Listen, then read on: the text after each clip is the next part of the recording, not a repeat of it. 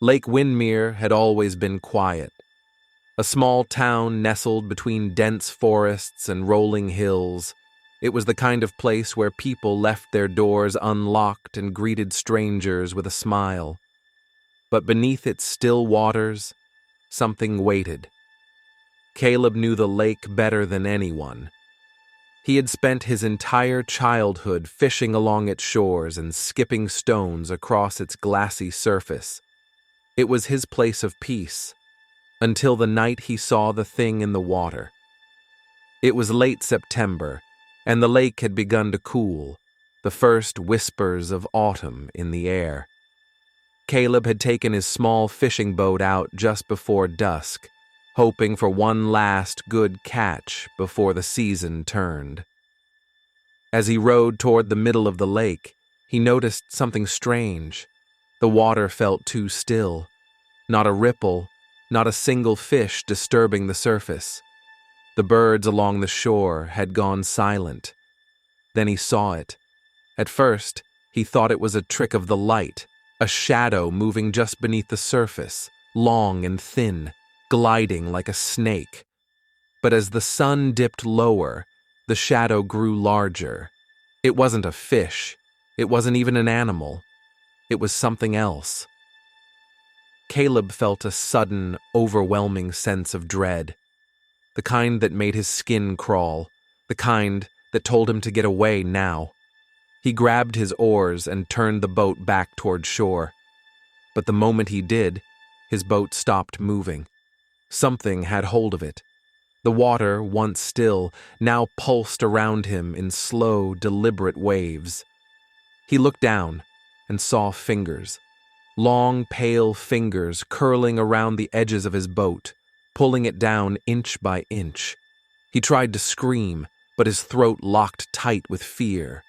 With a desperate burst of strength, he lunged for his knife and hacked at the fingers. The moment his blade made contact, a horrible wail echoed across the lake. The fingers released their grip, and Caleb rowed faster than he ever had in his life. He didn't stop until he reached shore. He staggered onto the sand, chest heaving, and turned back to the lake. The water was still again. Silent. As if nothing had happened. But he knew what he saw.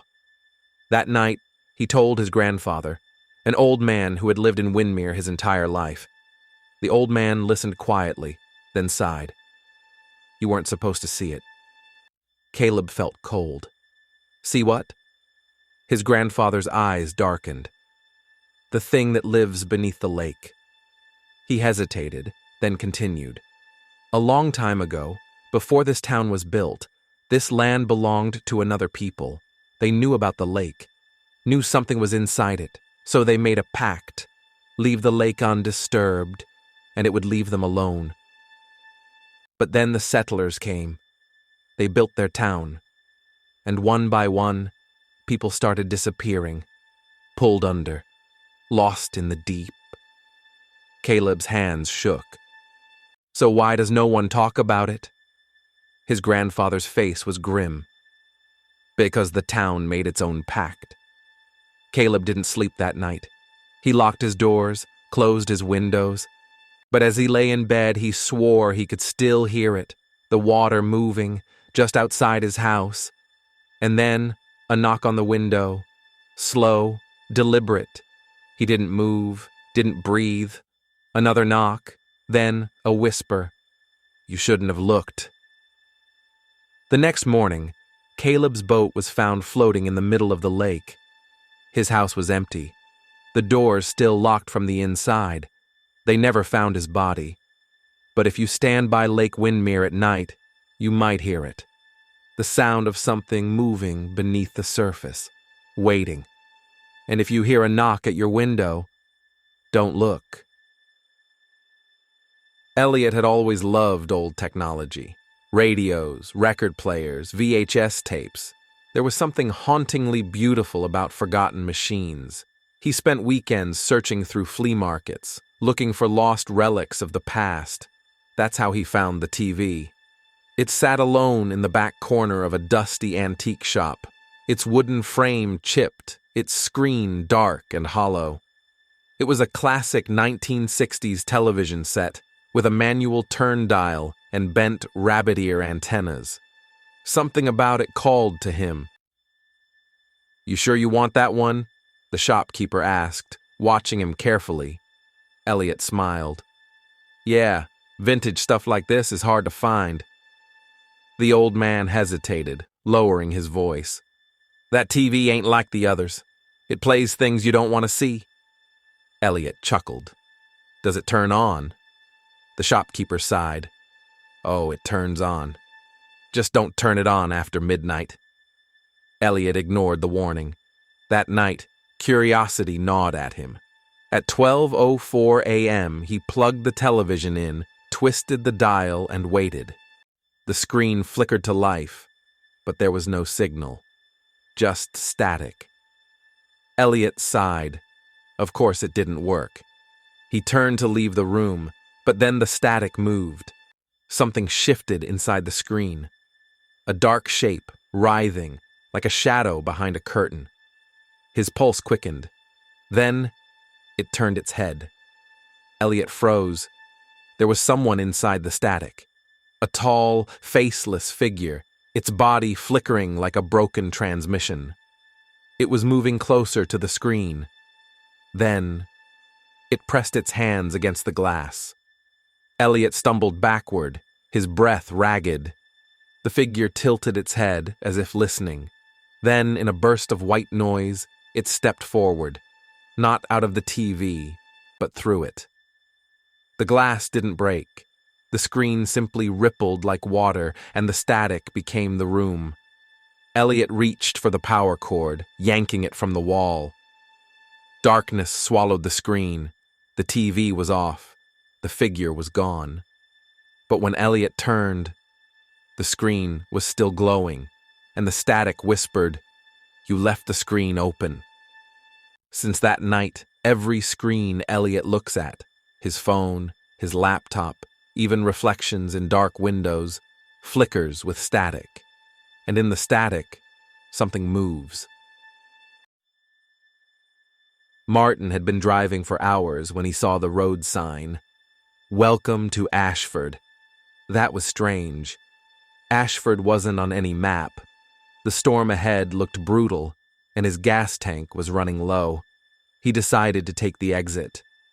As he drove through, Ashford felt like a perfect postcard town. Quaint houses, white picket fences. The streetlights glowed warmly in the misty evening. It was too perfect. No cars, no people, just empty sidewalks and flickering porch lights. He pulled into a gas station. It looked operational, but the cash register was covered in dust, as if no one had touched it in years. That's when he heard it. Footsteps behind him. He turned. At the far end of the street, a man in an old-fashioned suit stood perfectly still, watching. Then more figures appeared. Women, children, all standing motionless, staring. Martin's stomach twisted. Something was wrong. He ran back to his car, started the engine, and sped out of town. Relief washed over him as he reached the highway. He exhaled, heart pounding, gripping the wheel tightly. Then he saw it. The sign. "Welcome to Ashford." His breath caught in his throat. He was back where he started. The people were closer now, and this time they were smiling. Deep in the mountains, there's a forest no one enters after sunset. The locals call it the Whispering Wood. Because if you go inside, it will whisper your name. Anna didn't believe in the stories. She was a journalist, covering local legends. Determined to prove the myth wrong, she hiked into the forest before twilight. The deeper she went, the quieter it became. Then, a whisper. "Anna." Her stomach twisted. It had sounded right behind her. She turned. No one was there. Then another whisper. "Anna, come closer." It sounded just like her mother's voice. But that was impossible. Her mother had been dead for 10 years. The whispers grew louder, surrounding her. Then a giggle, software, childlike, coming from everywhere at once. Her flashlight flickered. In the dim glow, she saw it, a pale face peeking from behind a tree, hollow eyes, a mouth stretched too wide. "Anna, don't leave." She ran. Branches clawed at her skin. Something was following, whispering her name. Then she tripped. Cold hands wrapped around her ankles, rotting, twisting, pulling her into the soil. She clawed at the ground, but the last thing she heard was her own voice whispering back at her. "Welcome home."